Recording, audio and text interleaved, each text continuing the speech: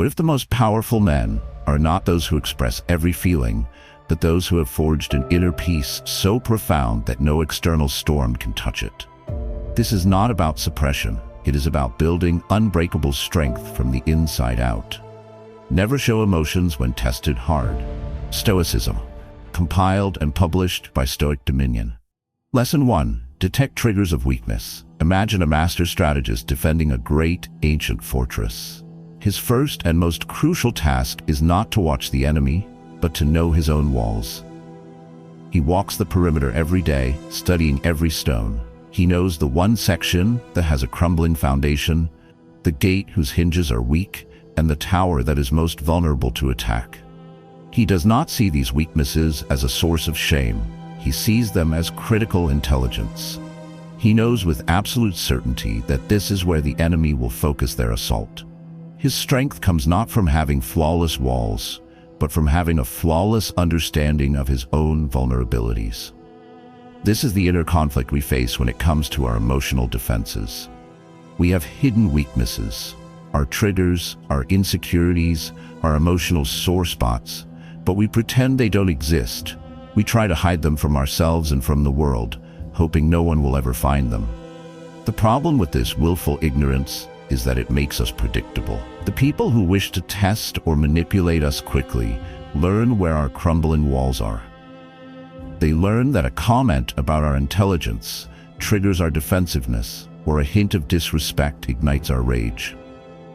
They find our weaknesses and exploit them at will, and we are ambushed time and time again, losing our composure because we never had the courage to first study our own map. The transformative solution is to become the master strategist of your own mind and learn to detect the triggers of your weakness with ruthless honesty.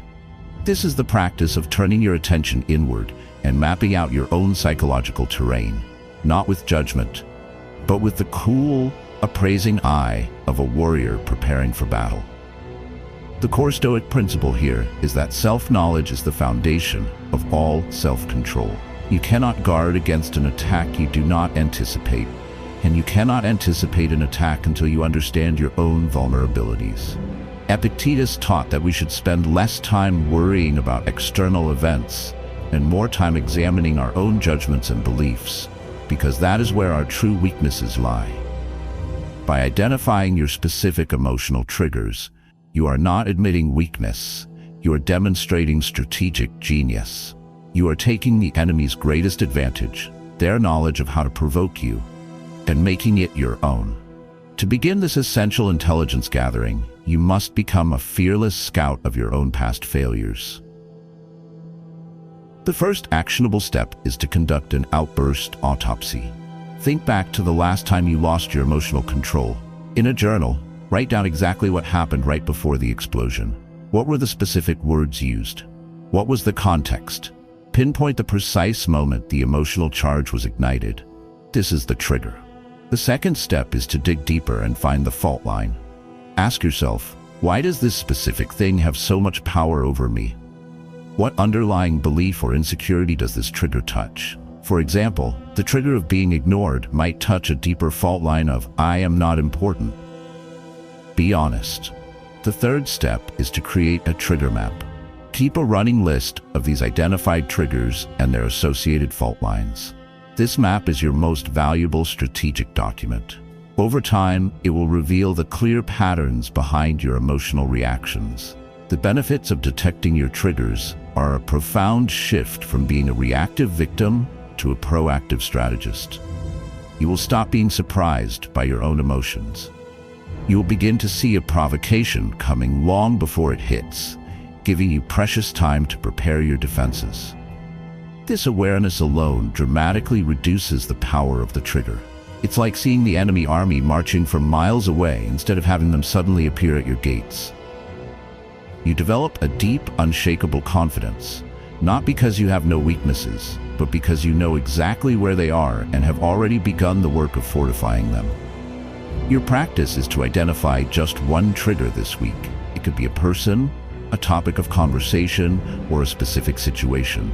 Your only goal is to simply notice it when it appears and silently say to yourself, I see you. This is the first act of the vigilant sentinel. Detecting your triggers is the intelligence work of a warrior. The next step is the discipline of the warrior on the battlefield, controlling what the enemy sees. Next, we will learn the art of holding a calm face against all storms. To continue your training, please subscribe to Stoic Dominion. Lesson 2. Hold face against all storms. Imagine a high-stakes poker game. A master player is dealt a terrible hand. Inwardly, his heart may sink. He may feel a surge of disappointment and fear. But outwardly, his face reveals nothing. It is a calm, neutral, unreadable mask. His breathing remains steady, his posture relaxed. He does not give his opponents the valuable information of his inner turmoil. His poker face is not about being deceitful. It is a strategic shield that protects his position and keeps his opponents guessing. His calm exterior is a weapon. This is the inner conflict we face when we are tested hard. When we receive bad news, when we are insulted, when we are under immense pressure, our raw emotions threaten to spill out onto our face, into our body language, and into our tone of voice. The problem is that in any strategic situation, a negotiation, a conflict, a crisis, your emotional reaction is a stream of valuable intelligence for your adversaries. When they see your face flush with anger, your eyes widen with fear, or your posture slump in defeat, they know they have hit their mark. They know they have breached your walls. By wearing your emotions on your sleeve, you are handing your opponents the very map of your inner fortress that they are looking for.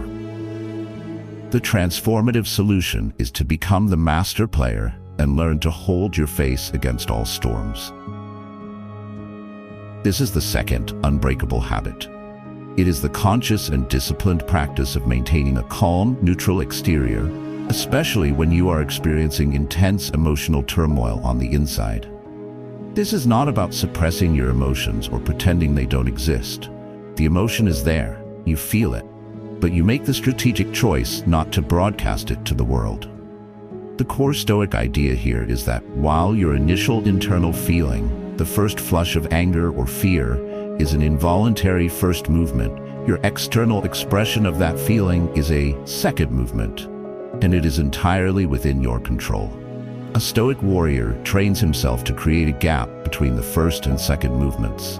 He puts on his mask of tranquility, not to deceive, but to protect his inner citadel and to maintain his strategic advantage.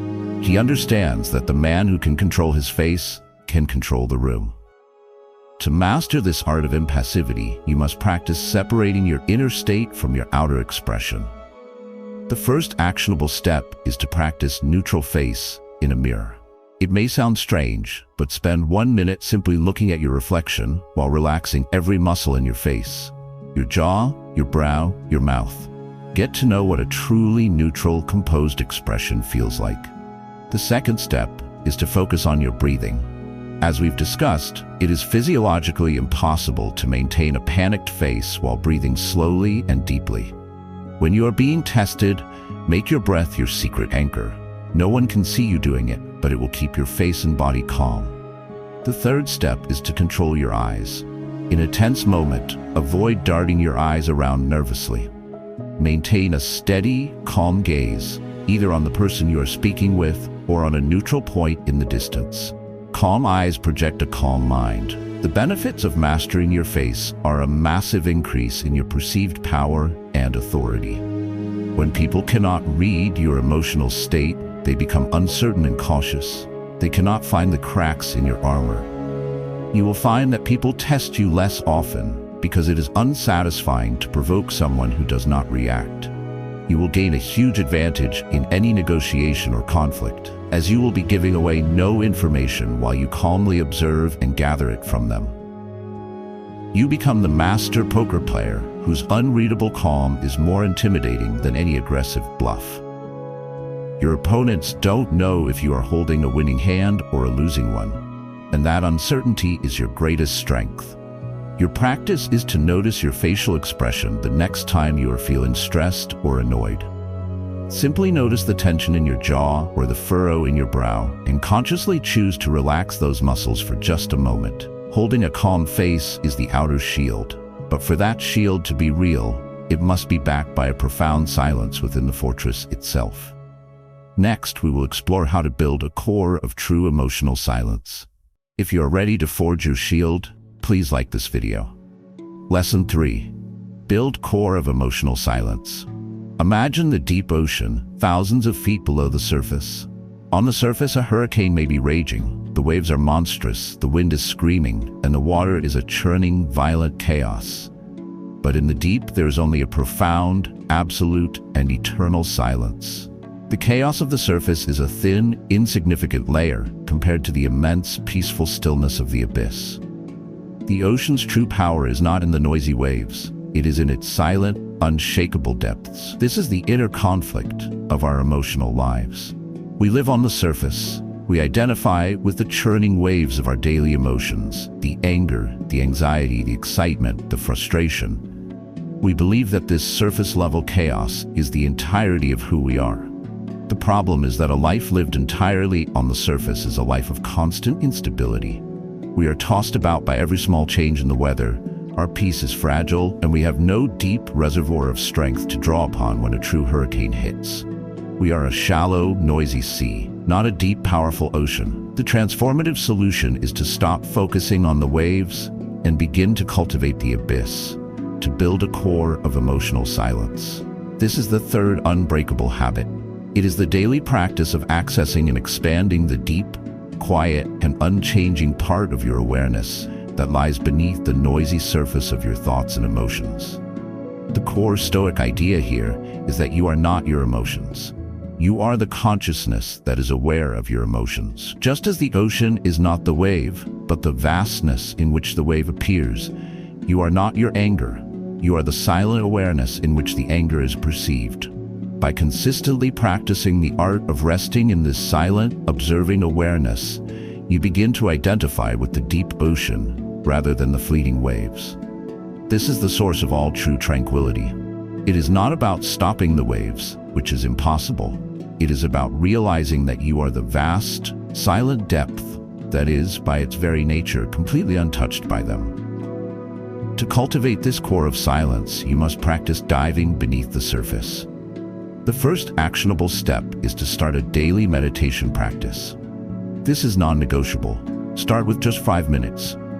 Your only goal is to sit, focus on your breath, and when a thought or emotion, a wave appears, to simply notice it without judgment and let it pass, returning your focus to the silence of your breath. Each time you do this, you are strengthening your identification with the silent observer. The second step is to practice labeling and letting go. Throughout your day, when a strong emotion arises, simply name it in your mind: anger, fear, sadness, and then visualize it as a cloud passing through the vast sky of your mind. Do not engage with it. Do not analyze it. Just let it go. The third step is to spend time in nature, in silence. Nature is a gateway to this deeper state. The silence of a forest or the vastness of the ocean naturally corrodes the noisy surface of the mind and connects us to our own silent depths. The benefits of building this core of emotional silence are the benefits of becoming truly unshakable. You will develop a baseline of profound inner peace that is not dependent on external conditions. The daily storms of life will still happen, but they will lose their power to disturb your fundamental state of being. You will feel a deep sense of stability and security, the security of the deep ocean that knows it is untouched by the surface turmoil. This quiet, deep, silent presence will become your greatest strength, a magnetic force that calms both yourself and those around you. You are no longer the frantic wave, but the powerful, silent ocean itself. Your practice for this week is to commit to 5 minutes of silent meditation every single day. Just sit, breathe, and get to know the silent depths within you. A core of emotional silence is the foundation of our fortress. But that fortress must be guarded by a will of steel that can refuse entry to reactive impulses. Next, we will learn how to guard your reactions with an iron will. Your support helps our community find its own inner peace. Please subscribe to our channel. Lesson 4. Guard reactions with iron will. Imagine a fortress gate, the only entrance to the inner citadel we have spoken of. An undisciplined gatekeeper throws the gate open for every traveler, every merchant, every rumor, and every threat. The citadel is soon overrun with chaos. its peace destroyed. A master gatekeeper, however, stands his post with an iron will. He understands his duty is not to open the gate, but to keep it closed, and to challenge every single thing that seeks entry. He consults his king, his reason, before he ever allows the gate to be breached. His default position is no. This is the inner conflict we face at the gate of our own mind. The stimulus from the world, the insult, the trigger, the stressful event, is the traveler demanding entry. Our emotional, impulsive nature is the undisciplined gatekeeper, ready to throw open the gates and let the reaction flood out. The problem is that by living with an open gate policy, we are in a state of constant reaction. Our will is weak. We are controlled by the stimuli of the world, not by our own reasoned choice. We say things we regret, we make impulsive decisions, and we act on emotions without thought because our gatekeeper is asleep at his post. The transformative solution is to train a new gatekeeper, to learn to guard your reactions with an iron will. This is the fourth unbreakable habit. It is the conscious and disciplined practice of keeping the gate of your actions closed by default and only opening it after a deliberate, rational choice has been made. The core Stoic principle here is the discipline of assent, which is the very definition of an iron will. Epictetus taught that the world presents us with impressions. Our will is our power to choose whether or not to assent to these impressions. The impression might be, he insulted you, you must attack. The iron will of a Stoic is the ability to hear that impression and say, no, that is a foolish suggestion. The gate remains closed. This is not about suppressing your power. It is the ultimate expression of it. It is the power to say no to your own worst impulses. The man who can command himself is a true king. To forge this iron will, you must engage in daily strength training. The first actionable step is to practice saying no to your own small, low, insignificant impulses. When you have the urge to check your phone for no reason, say no. When you crave a sweet treat you don't need, say no. When you want to hit the snooze button, say no. Each small victory over a minor impulse strengthens the iron will muscle for the bigger battles. The second step is to master the strategic pause.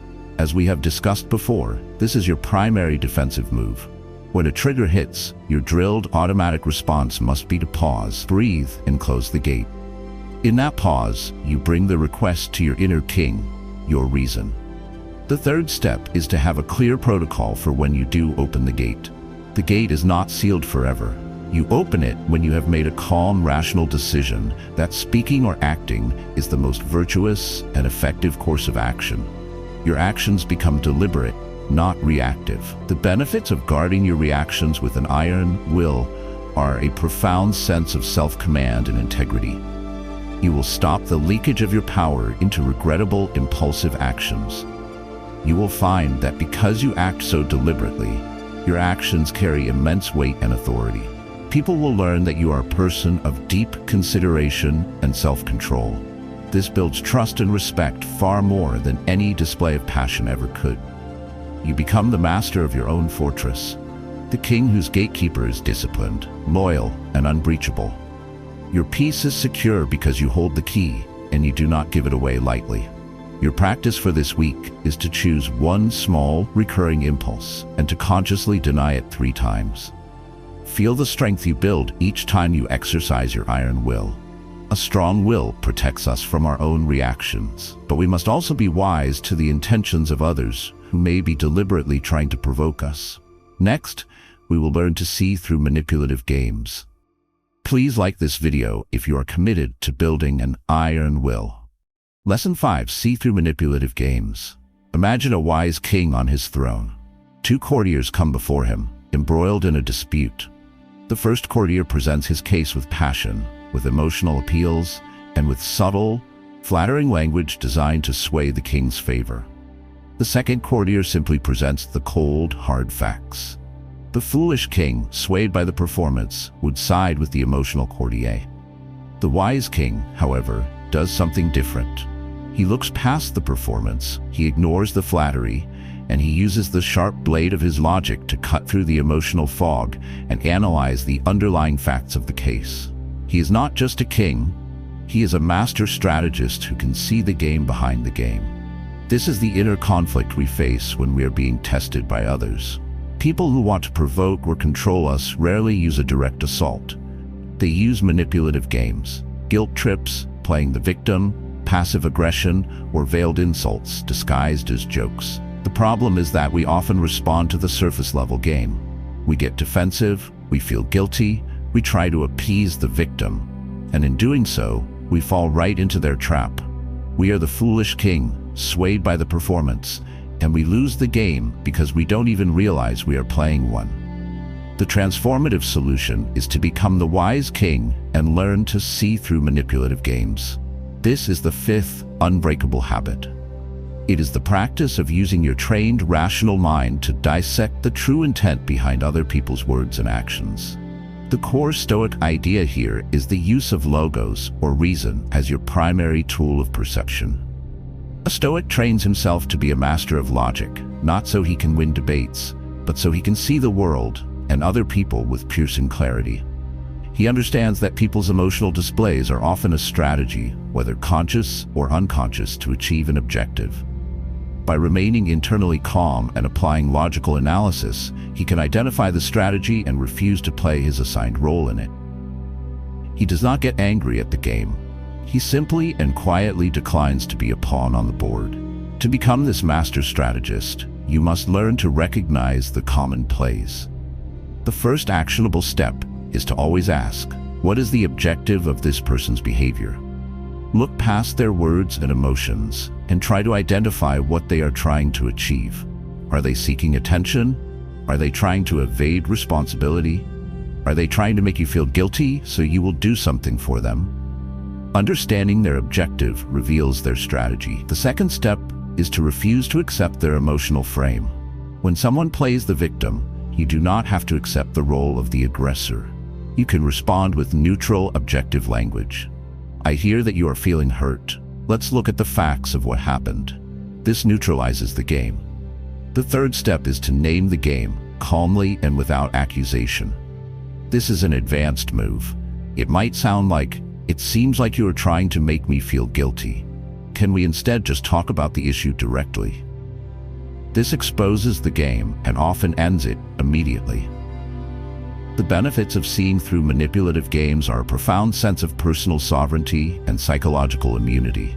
You will no longer be an easy target for guilt trips or emotional blackmail. You will find yourself navigating complex social situations with a new level of confidence and clarity. You will save immense amounts of energy by refusing to participate in pointless psychological dramas. You become the wise king, whose clear-sighted reason makes him impossible to deceive, and whose calm refusal to play makes him impossible to defeat. Your court becomes a place of reason and honesty, because manipulators know their games have no power there. Your practice is to think of a recent interaction where you felt you were being played. Try to identify the specific game and the objective the other person was trying to achieve. Seeing through the game protects us from being manipulated. But the ultimate power is not just to defend, but to transform. A true warrior takes the energy of an attack and uses it. Next, we will learn how to convert hard tests into your own personal fuel. To support our work, please share this video with someone who would benefit. Lesson 6. Convert hard tests into fuel. Imagine a great windmill standing on a windswept hill. A powerful, potentially destructive wind blows against it. The windmill does not fight the wind. It does not try to stop it, and it certainly does not break before it. Instead, it has been designed with a form of genius. It yields to the force of the wind, and in doing so, it catches that chaotic energy and converts it into something useful. The power that grinds grain and nourishes the village. The wind, which could have been a destructive force, has been transformed into a life-sustaining one. This is the inner conflict we face when we are tested hard by life. We are hit by a powerful gust of wind, a harsh criticism, a major setback, a deep betrayal. Our instinct is to see this force as purely negative. We either try to resist it with anger, which is like trying to build a wall against a hurricane, or we break before it with despair. The problem is that both of these responses waste the immense energy of the event. We fail to see that the test, the hardship itself, is a powerful source of raw energy that can be harnessed. The transformative solution is to become the wise windmill, to learn to convert hard tests into fuel. This is the sixth unbreakable habit. It is the alchemical art of taking any negative event, any attack, any piece of adversity, and transmuting it into a positive force for your own growth. The core Stoic principle here is perhaps their most famous and powerful. The obstacle is the way. The Stoics believe that life is a training ground, and every challenge is a custom-designed workout for our soul. A test is not something to be endured, it is something to be used. The energy of the insult can be used as fuel to prove the insulter wrong through your success. The pain of a failure can be used as the fuel for deeper wisdom.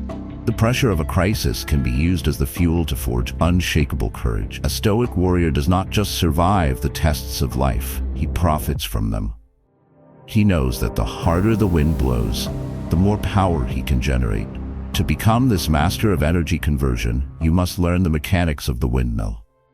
The first actionable step, when faced with a hard test, is to ask the transformative question, how can I use this? This question immediately shifts your mindset from that of a passive victim to that of an active strategist. It presupposes that there is a benefit to be found. The second step is to find the specific virtue the test is asking you to cultivate. Is this a test of your patience, your courage, your forgiveness, your integrity? By naming the virtue, you give yourself a clear, purposeful way to engage with the challenge. Your goal is no longer just to get through it, but to use it to practice a specific excellence. The third step is to take the raw emotional energy and channel it into a constructive action, as we have discussed before. Use the anger to fuel a workout. Use the frustration to solve a difficult problem. Use the sadness to create a piece of art. Give the energy a productive job to do. The benefits of this practice are that you become an anti-fragile being. You are no longer someone who just survives hardships. You are someone who thrives on them. Your growth will accelerate at an incredible rate because you will be using all of life, the good and the bad, as fuel for your journey. The fear of failure and hardship will diminish, replaced by a quiet confidence in your ability to convert any event into a source of power. You become the windmill on the hill, a symbol of genius and resilience, using the very storms that would destroy others to nourish your own community and purpose. Your practice is to take one current challenge you are facing. Ask yourself, what is the fuel here? How can I use the energy of this situation to make myself stronger or wiser? When you have mastered the art of converting tests into fuel, you are nearing the final stage of mastery. The goal is to embody this strength so completely that you become as unmovable as the oldest of trees. In our final lesson, we explore how to stand unmoved, a Stoic oak. Please subscribe to Stoic Dominion to complete your journey. Lesson 7. Stand unmoved as Stoic oak. Imagine a great, ancient oak tree which has stood on a high hill for centuries. It has endured 1,000 storms. Its bark is scarred by lightning, its branches twisted by the wind, but its core is solid, and its roots run deeper than any storm can reach. It does not get angry at the wind or despair in the winter. It has learned to simply endure, to stand its ground, to be what it is. It does not need to prove its strength. Its very existence is the proof. Its stillness is its ultimate power. This is the final stage of our training as warriors of the mind. The inner conflict is that even with all our tools and techniques, we can still feel like we are fighting to maintain our composure. It can feel like a constant, effortful struggle. We are the young sapling, straining against the wind, not yet the ancient oak that has made endurance its very nature. The final goal is not to have to consciously try to be calm anymore, but to so deeply embody the principles of Stoicism that calm becomes your natural, default state. The final, transformative habit is to integrate all the others until you learn to stand unmoved as a Stoic oak. This is not a single action, but a state of being that you achieve through years of consistent practice. It is the culmination of the entire philosophy. The core Stoic idea here is that of the sage, the perfected wise person. While the Stoics admitted this was an ideal to strive for, rather than a destination to be reached, it was their guiding star. The sage is the person whose inner citadel is so perfectly built, whose reason is so perfectly trained, that they move through life with a seamless grace and an unshakable tranquility. They have so thoroughly practiced the virtues that they no longer have to think about them. They simply act from a place of wisdom, justice, courage, and temperance, as naturally as the oak tree draws water from the earth. They are the living embodiment of the philosophy. To walk this path toward becoming the Stoic oak, you must commit to a lifetime of growth. The first actionable step is a commitment to deep, continuous study. You must go beyond videos and quotes and immerse yourself in the primary texts of the Stoics, Marcus Aurelius's Meditations, Seneca's Letters, and Epictetus's Discourses. Live with these books. Let their wisdom seep into the very marrow of your bones. The second step is to find a community of like-minded practitioners. Share your struggles and successes with others who are on the same path. The Stoics were not isolated figures. They were part of a vibrant school of thought. Pushing each other toward virtue is a powerful catalyst for growth. The third step is to make your philosophy your identity. You are not just someone who uses Stoicism. You are a student of Stoicism. You are a warrior of the mind. This identity will guide your choices in all areas of your life, creating a coherent and powerful character. The benefit of this lifelong commitment is the achievement of eudaimonia, the Stoic term for a flourishing, happy, and deeply meaningful life. You will develop a strength of character so profound that it becomes a source of inspiration and stability for everyone in your life.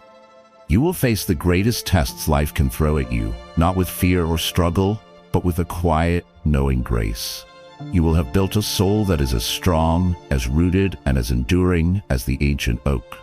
Your final practice is to look forward. See the path of practice stretching out before you, not as a burden, but as a noble and exciting journey. Commit today not just to trying these techniques, but to beginning a lifelong apprenticeship to the wisdom of the Stoics. To never show emotion when tested hard is not the act of an empty man, but of a man whose inner world is so profoundly full of peace, strength, and self-respect that the chaos of the outside world simply has no place to enter. It is the unbreakable calm of the Stoic king. Thank you for your dedication to this challenging but essential philosophy.